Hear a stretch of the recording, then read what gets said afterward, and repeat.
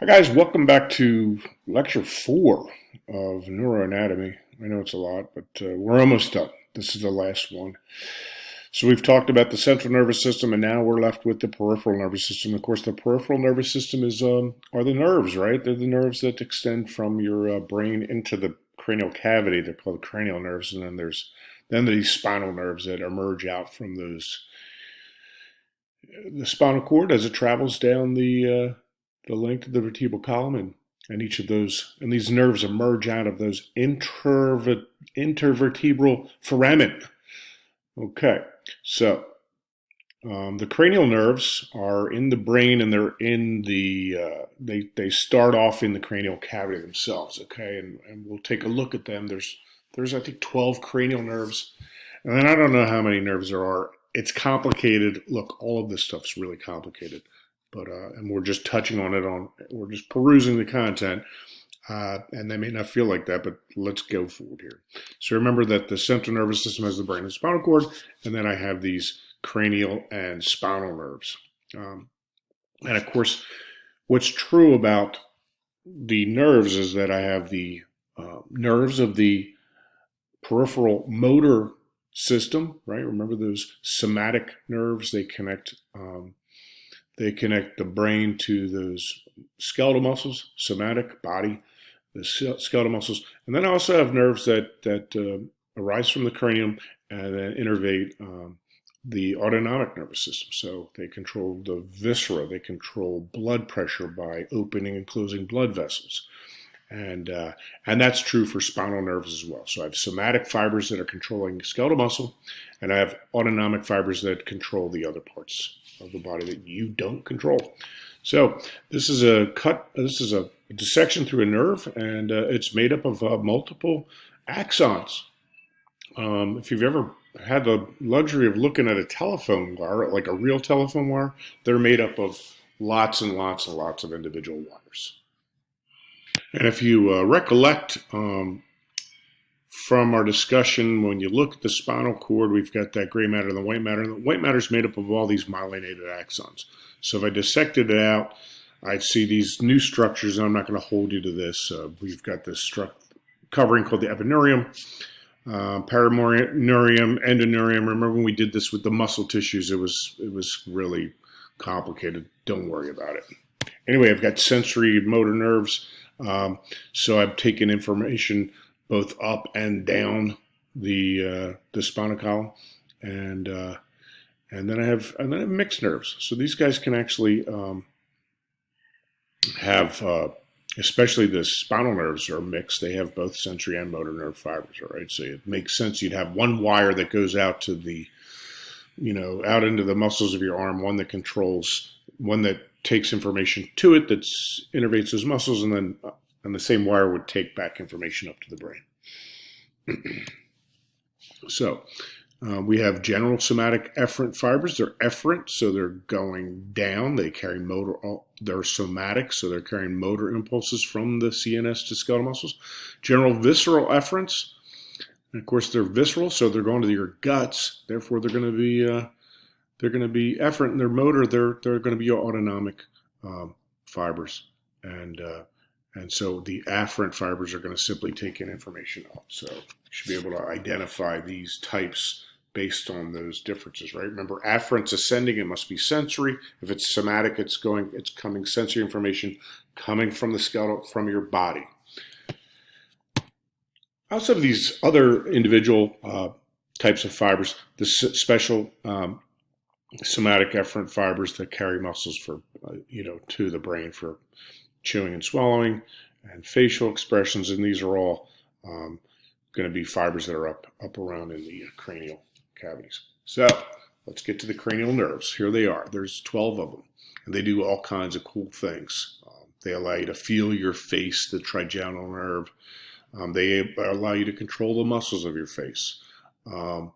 They allow you to move your eyes around. They take information from your eyes, all right? So that you have the optic nerve and you have an auditory nerve. So you have the vestibular nerve. Remember that I think it might have been the first day of classes with all these different functions. So 12 cranial nerves.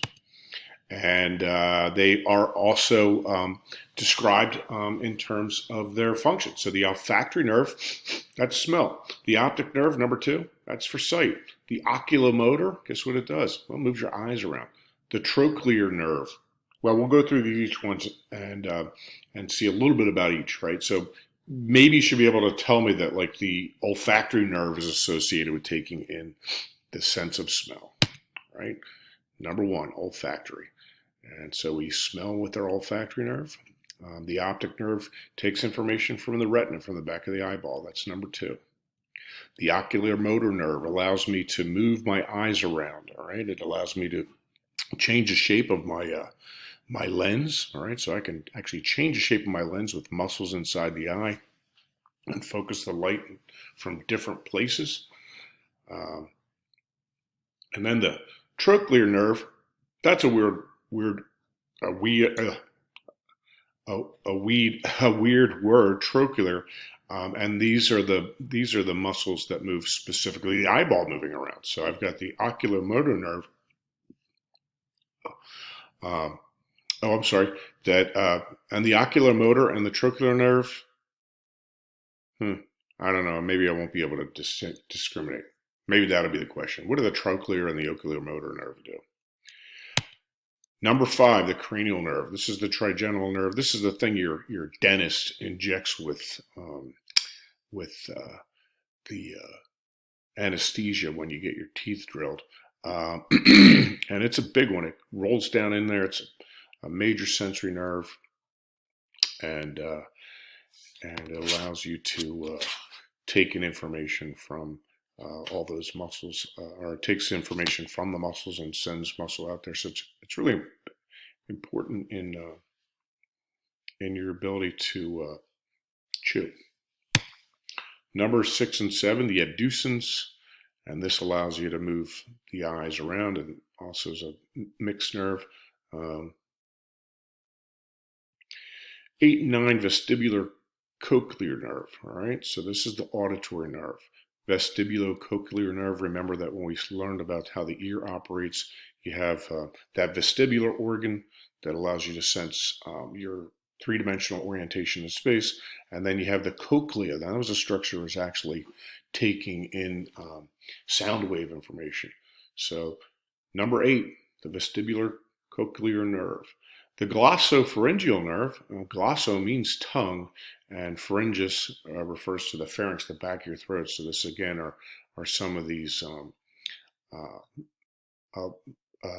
nerves that allow you to control your tongue and swallowing, and of course sensory information from your tongue as well. So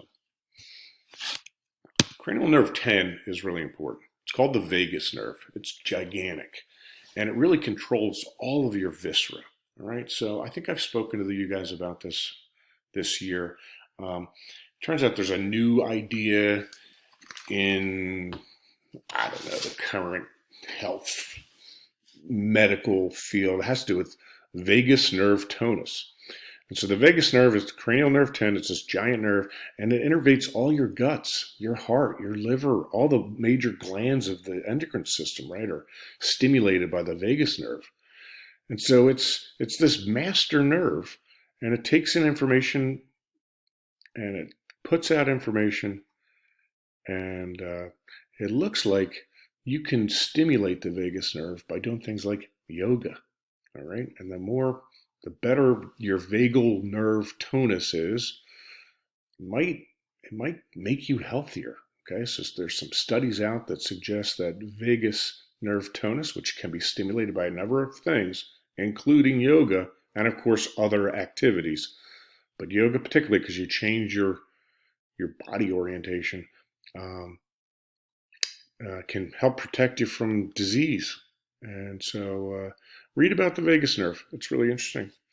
And then I've got these accessory nerves, 11 and 12, and so those are the cranial nerves. You should be able to identify a few of them. They should be pretty obvious. Remember the vagus nerve. Next are the spinal nerves. All right, so there's 31 pairs. They descend. They leave the vertebral column, and they They are associated with what? Spinal reflexes. Remember, we looked at the organization of the spinal cord and how the dorsal root and the ventral root are associated with sensory and motor function, respectively. There's other structures here. I'm not super interested in this. I actually participated, or I got some treatments with what's that when they stick the needles in you? I got, boy, this is pretty bad, guys. But those Eastern medicine sort of targeted these patterns, and you have these structures that are associated with specific spinal nerves called dermatomes. All right, so that's the area of the skin that's been that's innervated by a specific nerve. We also have structures called nerve plexuses, and these are sort of branches of nerves that are sorted around the vertebral column. All right. Last but not least, the autonomic nervous system. All right. So I've talked about it. I've touched on it. Autonomic nervous system is divided further into the parasympathetic and the sympathetic. Remember that the sympathetic is the fight or flight, and the parasympathetic is the pause and slow down. And it has different functions in different places, right? So if you have sympathetic nerve innervation in the heart, it increases your heart rate, but sympathetic in the gut decreases rate. Since it's different for different regions, I just want you to know this. Sympathetic speeds up, is associated with fight or flight, and the parasympathetic slows you down. And of course, these innervations to the different portions of your viscera, kind of fascinating. We've spent a lot of time so far on this. Let's get moving here. Let's finish it up. Those autonomic functions, remember we talked about how the medulla pons, the midbrain, is actually associated with that control of autonomic function. And so remember that the limbic system is associated with that arousal states, aggression, sexuality, hunger, and it's going to activate your body accordingly. Well, what's important here?